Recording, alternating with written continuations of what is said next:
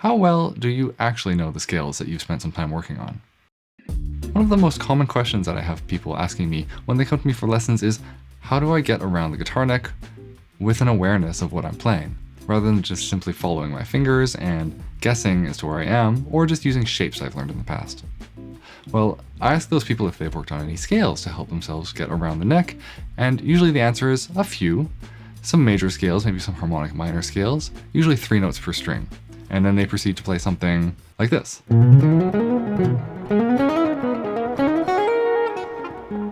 And they don't really know what is going on. They're simply playing as fast as they can through the shape they practiced without any awareness.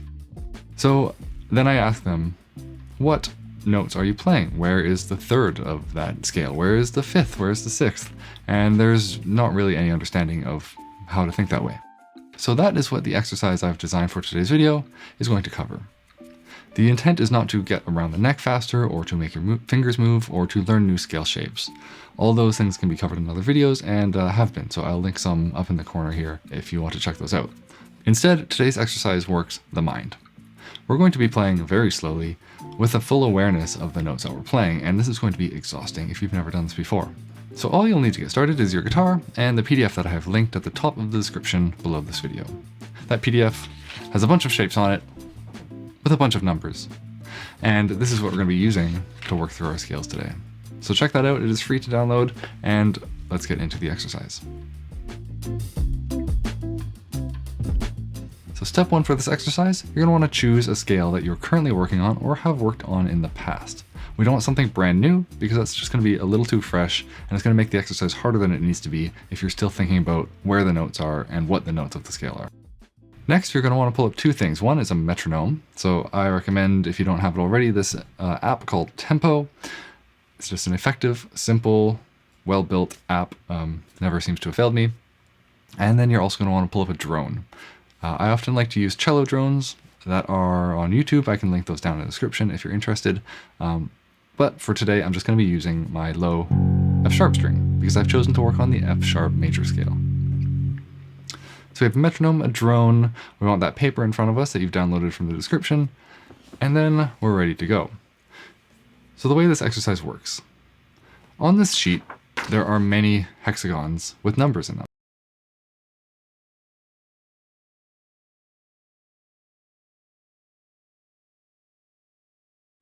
You're going to simply pick any starting point, and you're going to start forging a path through the hexagons one at a time. Every time the metronome clicks, you have to move to an adjacent number. So the rule is you're not allowed to skip across numbers. You always have to move to one that is connected with a line. But other than that, you can go wherever you want. If you want to just stay in one little grouping, that's totally valid. If you want to travel around the whole paper, that's valid as well. So this is a randomizer for what scale degrees you're going to be playing. So we're not just going to be playing the scale up and down anymore. We're not going to be doing any patterns that we're used to, like maybe scales in thirds. That all start to become a little bit mindless once your fingers get used to them. This is forcing us to use our brains to tell our fingers where to go. This is going to be hard. So I recommend starting slow. I'm at 35 beats per minute right now. That's slow. So I'm going to start right in the middle on the 1, and I'm just going to do this for a while and see how it goes.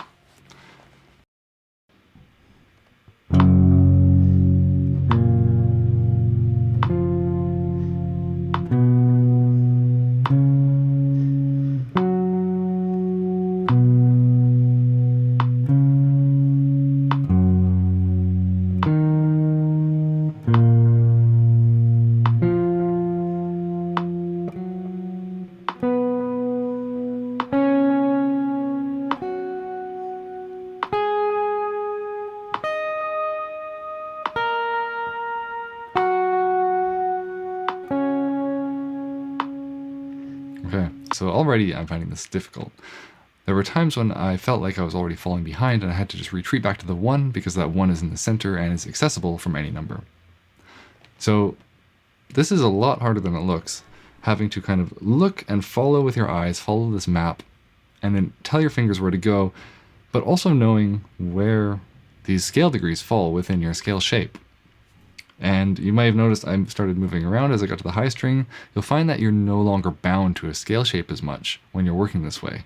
You're just going to be trying to find the closest scale degree, or at least the one you can think of the fastest, and that might require your hand to jump a little bit. So this is also a good way to work around the fretboard and break out of scale positions. Another nice thing to do with this kind of exercise is to do it on one string. So that would look like this.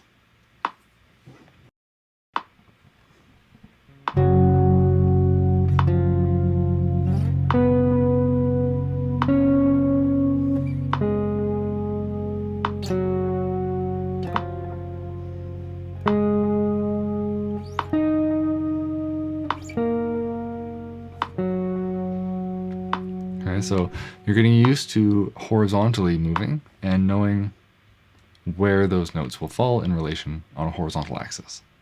So a couple of variations if this is too hard for you.